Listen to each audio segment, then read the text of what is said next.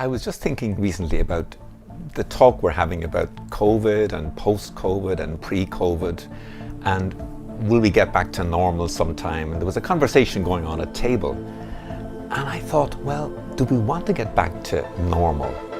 Was the world that we were in sustainable? How dare you! Was our lifestyle really what we wanted to be in the world? It's too early to say now that we should remove the measures. We will not be returning to Normal. Just straight back to exactly how things were before. Normal. And so many young people today are saying, well, actually not really. We want a different world. We are in the beginning of a mass extinction, and all you can talk about is money and fairy tales of eternal economic growth. We want a different world, a different way of relating to each other, a different way of the world economy, a different way of doing our democracies, a different way of being participative.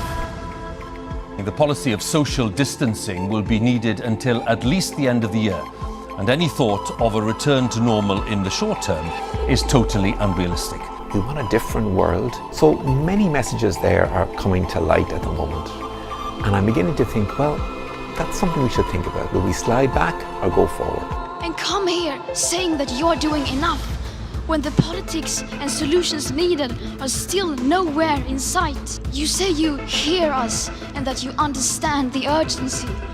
There are valuable things we can just take note of in ourselves, in our families, in our relationships, in the way politics is being done, lessons about our economy, lessons about our environment. So now is the time to think.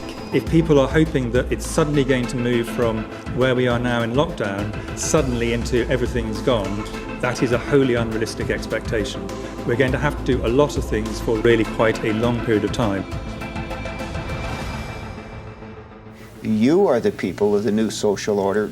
Describe to me what that social order would be like. Well, I think it would take on its own momentum. What we would see is nature taking its course, because that's all we stand for, is to let nature dictate.